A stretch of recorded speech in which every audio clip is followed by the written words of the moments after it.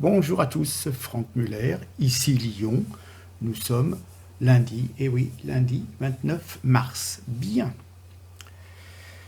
Encore merci pour les différents commentaires sur sur les deux dernières vidéos qui essayaient un petit peu de vous faire intégrer les différents éléments qu'on peut connaître quand on est dans un parti politique et toutes les petites péripéties, notamment sur l'action de terrain et sur l'affichage. Bien. On voit que je ne peux pas publier sur mes pages Facebook et effectivement, on a quand même une baisse du nombre de vues. Même lorsque des relations, des amis Facebook publient mes vidéos sur mes pages, elles sont invisibles. Tout ce qui est publié après le 13 mars reste complètement invisible. Sinon, vous avez ma troisième page qui s'appelle Avec Franck Muller, et là, celle-ci n'est pas encore trop censurée. Bien. Je vais... ça chauffait encore à Lyon, comme d'habitude. Il faut bien que jeunesse se fasse. Et il y a ce qu'on appelle les commandos du deal, c'est-à-dire les empêcheurs de savourer votre week-end tranquillement, c'est-à-dire les vendeurs. Voilà, donc toujours à Rieux, on en a déjà parlé plusieurs fois. D'ailleurs, c'est une journée d'inauguration. Il y avait une médiathèque ultra moderne qui s'est ouverte. Il y a eu 2200 Riards, c'est-à-dire les habitants de Rieux, qui sont rendus sur place et qui ont emprunté des livres, des différents documents. Et voilà. Et un équipement au service de tous, construit en plein cœur de la ville nouvelle. Et bien voilà, il y a eu, je crois samedi, un déchaînement de violence et 4 véhicules ont été brûlés, ainsi qu'un bus. Et on a déménagé, on a essayé de scier à la disqueuse le mât qui soutenait une caméra, donc de vidéoprotection, vidéosurveillance, bien entendu. Voilà. Alors, les habitants, les citoyens qui n'ont rien demandé à personne, si ce n'est à vivre en paix, vont se retrouver sans moyen de locomotion. Le chauffeur de bus qui assure quand même une mission essentielle de service public, on peut difficilement lui faire le procès d'avoir provoqué des professionnels du trafic de drogue, mais il a vu son bus brûler sous ses yeux. On peut penser quand même à toutes ces personnes, ainsi qu'aux pompiers, qui ont de nouveau mis leur vie en danger pour éteindre les incendies aux forces de l'ordre qui circulent le soir en nombre dans la commune pour mettre fin au raid d'une vingtaine de criminels masqués, vêtus, cagoulés certainement, et vêtus de noir. Voilà.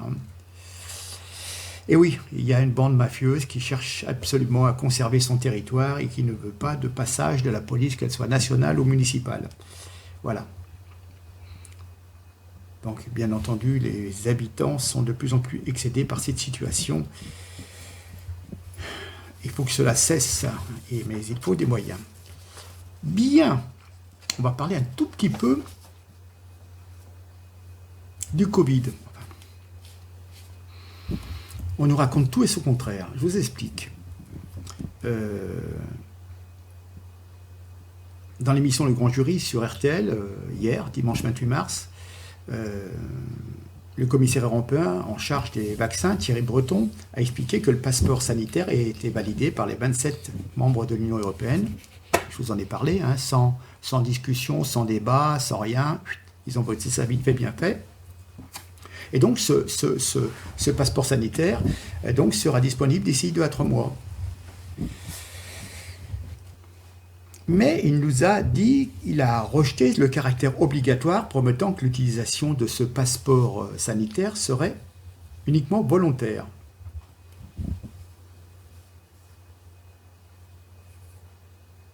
Et le lendemain, aujourd'hui, sur Sud Radio, Clément Beaune, le secrétaire d'État français chargé des affaires européennes, annonçait que le passeport sanitaire ne sera pas volontaire, il sera sans doute obligatoire pour circuler en Europe. Voilà. Donc confusion, incompétence, absence de vision, incapacité à analyser les données.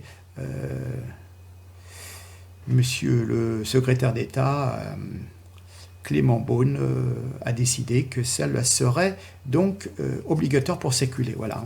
Bon, bien entendu, vous aurez compris que les Français n'ont pas confiance dans leur gouvernement. Surtout ce gouvernement hyper centralisé qui dit tout et son contraire. Et on a remis les clés de notre patrie à des dirigeants qui font n'importe quoi et qui sont soumis au diktat des laboratoires et de Big Pharma. Hein, voilà, hein. Bien entendu, vous n'aurez jamais de débat sur une question essentielle de souveraineté nationale. Et voilà, ils s'occupent simplement de gérer les affaires pour leur plus grand bénéfice. Et voilà.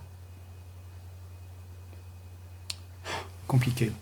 Compliqué, mais bon, ils vont bien nous arriver à nous coincer. Hein, à nous coincer pour une vaccination obligatoire. Bien. On va parler de Strasbourg en faisant un détour par l'Arménie. On en a parlé il y a quelques mois, je vous avais expliqué l'horreur du Haut-Karabagh, où sur un territoire qui est de culture arménienne depuis l'an 1100 de notre ère chrétienne, les forces azéries de l'Azerbaïdjan, grâce aux mercenaires turcs, notamment, et aux drones vendus par Israël, malheureusement, ont conquis le Haut-Karabagh et ils détruisent les églises. Et on peut dire que leur but, c'est l'anéantissement de la religion chrétienne et de tous les vestiges qui peuvent subvenir de siècles et des siècles d'histoire.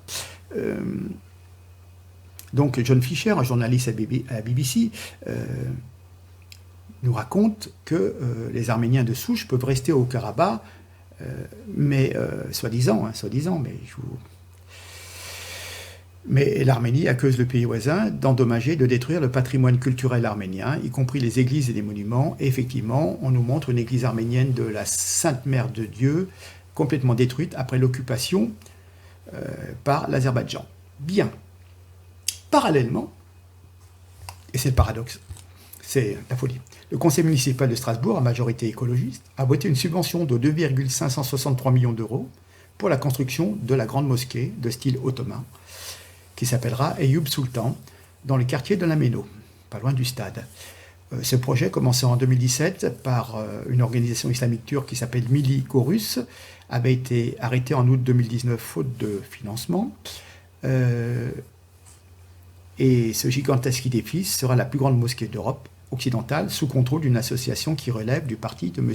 Erdogan. D'ailleurs, ce monsieur n'avait-il pas dit, Erdogan, nos mosquées seront nos casernes? Je ferme la parenthèse. Gardez-le dans un coin de votre tête. Ainsi, pour remercier la Turquie de M. Erdogan de détruire les églises et les chrétiens arméniens du Haut-Karabagh, la ville de Strasbourg lui fait un pont d'or pour construire une gigantesque mosquée. Voilà. Vous apercevez vraiment cette haine de soi poussée au fanatisme, le délire d'autodestruction, la main tendue à l'ennemi, c'est de la collaboration, et encore même plus, c'est de la haute transition. Alors, dans le détail, la municipalité de Strasbourg donc, aide à financer la construction de la mosquée. Et donc, enfin, notre gouvernement, notamment Gérald Darmanin, se réveille un peu et nous dit attention, il y a quand même de l'islam politique. Voilà, hein. C'est un débat qui devient national. Pourquoi? Parce que cette subvention de 2,5 millions d'euros, c'est géré par une association qui refuse de signer la charte des principes de l'islam de France. Voilà. Et qui donc défend un islam politique et, en fin de compte, un islam séparatiste. Voilà. La loi de 1905 ne s'applique pas en Alsace. Pourquoi? Parce qu'en Alsace, la loi de séparation des églises et de l'État de 1905, au moment de la création de cette loi, l'Alsace et la Moselle, malheureusement, n'appartenaient pas à la France, mais étaient sous occupation allemande. D'où une particularité locale. Il est possible, pour financer une église, un temple, une pagode, voire une mosquée, de donner 10%. C'est légal sur le territoire alsacien. Voilà. Mais la mairie de Strasbourg, écolo, je le répète, finance une fédération, une association qui refuse de signer la charte des principes de l'islam de France. Voilà. Et le pire, le plus le plus insultant, le plus infamant, c'est que cette mère s'appelle Jeanne Barséguian. Barséguian, mais c'est un nom arménien, ça. Donc on peut penser que cette dame est d'origine arménienne, ou c'est au moins son mari qui l'est, si elle est mariée, si elle porte son nom d'épouse. Voilà. Alors j'ose penser, je pense aux ancêtres ou à la famille. Les ancêtres doivent se retourner dans le tombe en pensant qu'une dame qui porte un nom arménien balance 2,5 millions d'argent public pour aider à la construction de la plus grande mosquée d'Europe. Voilà. On s'aperçoit qu'on aide, qu'on subventionne une ingérence étrangère sur le sol français. Voilà. Hein. C'est dingue, c'est dingue. Mais je pense que tous les Arméniens de France doivent ruer dans les brancards et se poser des questions sur cette maire de Strasbourg. C'est vraiment nier tout ce qui s'est passé au début du siècle dernier et le génocide arménien. Voilà, qu'on puisse collaborer donc à l'établissement de plus en plus important de cette culture turque islamiste au sein de notre Europe chrétienne.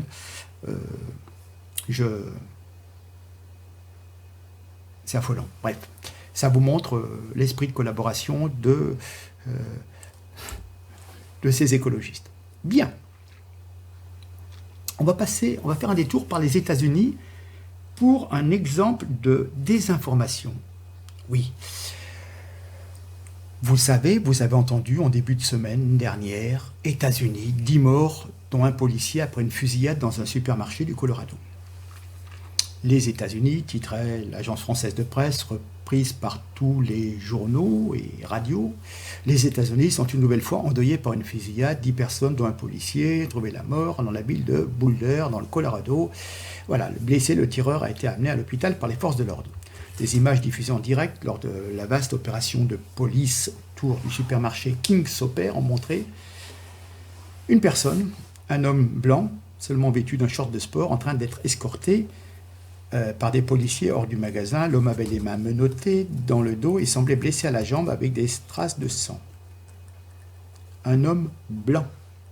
Bon, je pense qu'on lui avait enlevé son t-shirt pour voir s'il n'avait pas d'autres armes. Hein. Voilà. Oui, bien sûr. Un homme blanc. Donc, dans votre tête, vous vous dites, tiens, encore un raciste ou un suprémaciste blanc, ils sont tous fous, les Américains, avec leurs armes, et ils tirent dans le tas. Oui. Et puis, en cherchant, alors j'ai passé RTL, Europe 1, le Midi Libre, enfin différents organes de presse, et je tombe sur le même article de 20 minutes, mais qui, lui, a été mis à jour. Oui. Et le texte est pratiquement commun, hein, c'est du copier-coller de l'agence française de presse, qui, à mon avis, n'a pas fait, n'a pas réajusté son tir, n'a pas apporté d'informations supplémentaires, mais on le retrouve dans 20 minutes, publié le 23 mars, mais avec une mise à jour à 16h30. Un jeune homme de 21 ans a été inculpé, identifié comme Ahmad Alissa. Voilà. Donc Ahmad Alissa, de nationalité syrienne, musulman syrien. Donc, on a balancé une info partant d'un blanc, qui n'était pas du tout américain ni suprémaciste, et il se trouve en fin de compte que c'est un arabe musulman qui a tiré sur des chrétiens, voire des blancs, et peut-être des noirs. Mais voilà, il a dégommé donc avec sa mitraillette. Que n'aurait-on dit si un blanc avait tué 10 arabes devant une mosquée, ou si un blanc avait tué 10 noirs devant, par exemple, une église? On aurait crié au racisme. Qu'un arabe tue 10 blancs, c'est tout à fait normal. Vous voyez? Eh bien voilà. Et c'est tout le temps comme ça. C'est tout le temps comme ça. Quand c'est un blanc qui fait de mauvaises actions, on le sait tout de suite. Quand c'est quelqu'un qui est issu d'une minorité ou d'une minorité, oui, grosso modo, admettons la population noire aux États-Unis, qui représente à peu près 20%, malheureusement représente une grosse majorité des détenus en prison. C'est comme ça. C'est pas génétique, hein. Bon, c'est dû que aussi il y a la misère, qu'il y a une mauvaise éducation, et puis voilà, et puis que les gens sont dans la rue, et puis ils font plein de bêtises et qu'ils se retrouvent en prison. Mais voilà, si même en France, quand il y a des coups de couteau, quand il y a des égorgements, on arrive un petit peu à savoir, mais ça met un certain temps pour qu'on vous dise, on vous dit jamais non d'ailleurs, on vous dit jamais le nom. On vous dit c'est quelqu'un en situation irrégulière, mais on ne va pas vous dire que c'est un Algérien, un Marocain, un Syrien, etc. etc. Voilà, je note. Hein. Vous en faites ce que vous voulez, mais je le note. Bon, on va toujours parler de gens qui sont issus de l'immigration et qui passent leur temps à se plaindre. Rappelez-vous, nous avions parlé il y a un bon mois, pour les victoires de la musique, de cette dame un peu grosse, noire, Iseux, oui, qui avait eu droit à une victoire de la musique. Vous savez, cette dame qui met des gants en latex noir et qui, à la télé, se dit qu'elle se tripote la minette le soir en gardant les gants en latex, puisque ça lui fait des sensations. Bon, quelle classe et quelle délicatesse. Hein. Elle a fait une interview dans un quotidien, le Guardian, qui est un quotidien un petit peu socialiste, libéral, libertaire, genre Libération, qui nous explique qu'elle s'est installée en Belgique, car les habitants de Bruxelles accueillent la diversité et assument leur passé colonial à la différence de la France, estime-t-elle. Je rappellerai que nous avons à peu près 70% d'extra-européens à Bruxelles, qui effectivement cassent les bonbons aux Blancs, aux vrais Belges, aux vrais Bruxellois, hein, qui se retrouvent complètement perdus au milieu de toute cette faune. Et c'est pas la peine d'aller, si vous voulez passer des vacances au Maroc, vous les passez à Bruxelles, ça vous coûtera moins cher et vous aurez le dépaysement garanti. Voilà. Donc, cette personne, Iseux, reproche la colonisation. Mais ce que je ne comprends pas dans ces gens, qui s'en sont relativement bien sortis, elle a été dans une famille assez aisée, elle a pu percer, avoir une notoriété, être une vedette, gagner une victoire, et une victoire de la musique, et elle gagne sa vie en chantant, en faisant ce qu'elle a envie. S'il n'y avait pas eu cette colonisation, sa famille ne serait jamais venue en France, elle serait encore au Cameroun, elle parlerait certainement un dialecte africain, elle aurait peut-être été excisée, elle aurait été peut-être mariée à l'âge de 14 ans, et elle serait l'heureuse maman d'une ribambelle de petits gamins pour lesquels elle devrait peut-être travailler 12 heures par jour et faire 10 km pour aller chercher de l'eau au puits, pour les nourrir et pour leur faire la soupe. Voilà. Donc peut-être préfère-t-elle cette vie plus authentique plutôt que celle d'une petite vedette de la chanson en Europe. Voilà. Alors, malheureusement, ils ne sont plus en majorité. C'est le problème des Bruxellois. Donc, bien entendu, les étrangers qui font ce qu'ils veulent au sein de Bruxelles sont très très à l'aise et se sentent un peu comme chez eux. Hein. Ils font la loi. Voilà. Parce qu'elle nous dit, cette dame, Iseux, je me sens blâmée. En France, j'étais blâmée pour qui j'étais. Donc, mais cette dame, elle est raciste d'ailleurs. Elle est racialiste, elle est décolonialiste, elle est grossolâtre, pleurnicharde. Voilà. Hein. C'est toujours cette lamentable pleurnicherie de gens qui sont aisés, qui ont les moyens et qui sont parvenus à percer. Et je ne vois pas de quoi ils se plaignent, comme beaucoup de pseudo-vedettes, de gens qui sont dans les médias, qu'ils soient d'origine du Maghreb ou d'Afrique noire, et qui viennent toujours râler parce qu'il semblerait qu'on soit injuste avec eux. Voilà. Hein. D'ailleurs, pourquoi cette Camerounaise qui vit en Belgique s'est-elle présentée à un concours musical français? N'y a-t-il pas l'équivalent en Belgique? Hein, on peut se le demander d'ailleurs. Pourquoi ou au Cameroun fera-t-elle l'Eurovision? Mais d'ailleurs, si cette petite ne se sent pas à l'aise parmi les Européens ou les Français. Pourquoi ne remigrerait-elle pas au Cameroun, où son sexe, sa couleur, son poids, sa haine des Blancs et sa voix d'or seront certainement justement appréciées, récompensées à sa mesure, hein. Rappelons qu'elle a certainement dû bénéficier du statut français le plus avantageux et unique au monde, celui d'interfeignant, enfin d'intermittent du spectacle. C'est-à-dire qu'il suffit de déclarer 507 heures d'activité par an, de vraie activité, pour être payé le reste du temps par des allocations Pôle emploi. Voilà, hein. Donc, c'est très très facile de toujours critiquer la France, qui est très très généreuse, hein. Et en plus, ces gens-là passent leur temps à nous pondre des chansons ou des films subventionnés qui font office de propagande et de très très politiquement correct et anti-France, bien entendu, parce qu'ils passent leur temps à critiquer la culture française et la politique française. Voilà. Donc il est regrettable, non, il n'est pas regrettable de la voir partir et de s'installer en Belgique. Quelle chance nos amis belges vont pouvoir, si vous voulez, apprécier son énorme talent. Quand je dis énorme, je ne fais pas référence à son physique, mais à son talent, bien sûr. Voilà. J'ose espérer qu'ils sauront apprécier notre générosité. André, mon collègue belge, voilà, il y a Iseux, si tu veux la rencontrer, elle ne doit pas être loin de chez toi. Vas-y. Et puis par contre, on n'arrive toujours pas à placer, vous savez, Karine Maziero, celle qui s'est foutue à poil, aux victoires aussi de la musique, avec ses tampons, ses tampax dégoulinants aux oreilles, sanguinolents. Voilà, on voudrait bien la céder gracieusement aux Belges ou peut-être aux Suisses, on pourrait toujours essayer, mais personne ne la veut, curieusement, personne n'est pressé de saisir cette formidable opportunité pour la culture. Voilà, on se demande bien pourquoi. Mais bon, c'est ainsi, on fera avec. Bien. Nous allons terminer.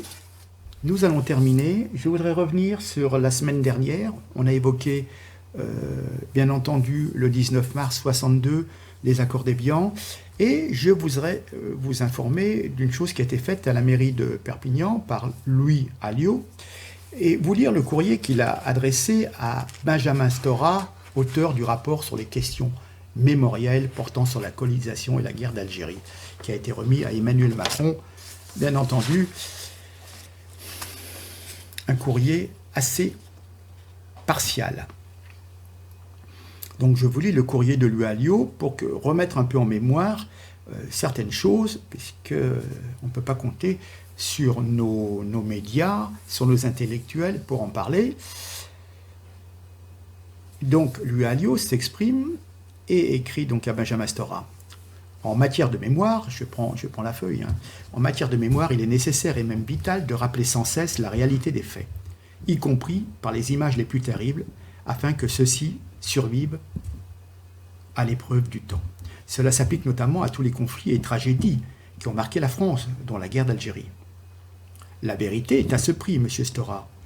Votre rapport sur les questions mémorielles portant sur l'organisation de la guerre d'Algérie remis le 20 janvier au président de la République ne contient pas que des contre-vérités.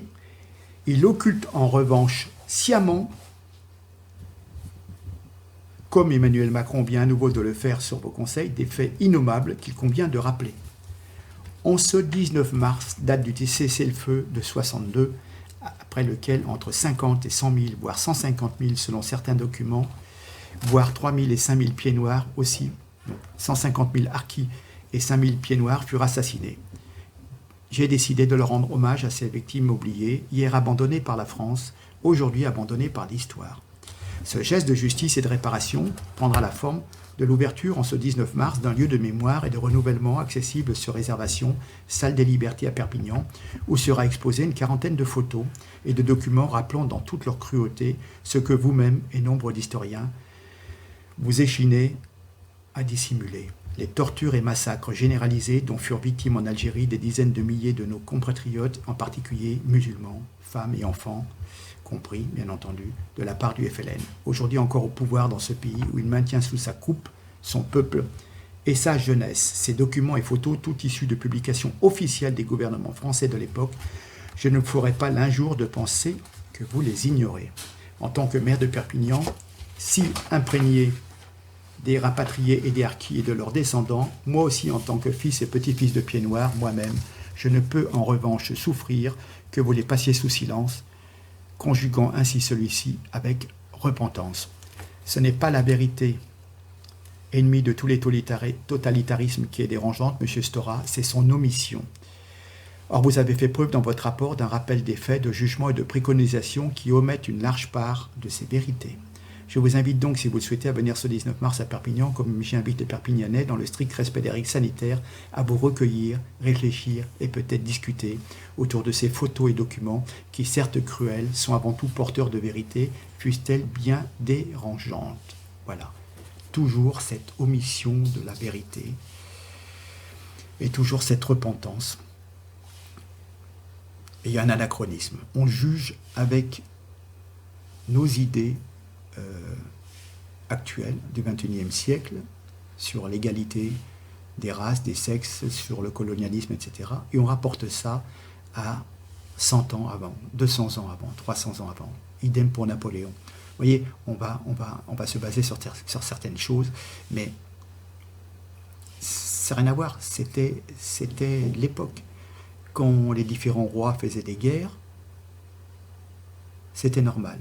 Mais si c'est Napoléon qui en faisait, alors là, c'est plus normal. Tout ce qui a pu faire la grandeur de la France, même si c'est une grandeur un peu tragique et guerrière, doit être effacé. On doit être soumis. On doit être un État fédéral, une région fédérale de cette Europe fédéraliste qui fait que sur vos nouvelles cartes d'identité, vous avez le drapeau européen et vous avez des mentions qui sont en anglais. Voilà. Hein? Voilà. On veut absolument effacer la Gaule et la France et ternir, annihiler votre identité, votre patriotisme et faire en sorte que vous ne serez plus qu'un pion mélangé au milieu de tas d'immigrés, mélangé à des Belges, des Allemands, des Italiens et bien d'autres. Et voilà, une multitude européenne, vous ne serez plus que des numéros. Voilà. C'est exactement ce qui est en voie de se passer. Vous aurez un permis de circuler, un passeport sanitaire, et si vous n'avez pas vos vaccins à jour, eh ben, vous restez chez vous, et peut-être qu'un jour, on viendra vous chercher. Voilà. Sur ce, merci en tous les cas de votre attention. Essayez de faire un maximum pour partager. J'espère vous avoir apporté quelques éléments d'appréciation. On continue, le combat continue. Dans un an, on vote. On va tout faire pour se regrouper et faire en sorte de faire tomber Macron. Soyez-en persuadés, je consacre toute mon énergie là-dessus. Soyez-en sûrs. Aidez-moi, partagez cette vidéo, et puis je vous dis à très très bientôt. En tous les cas, je vous salue, je vous embrasse. Ne m'oubliez pas, allez, au revoir.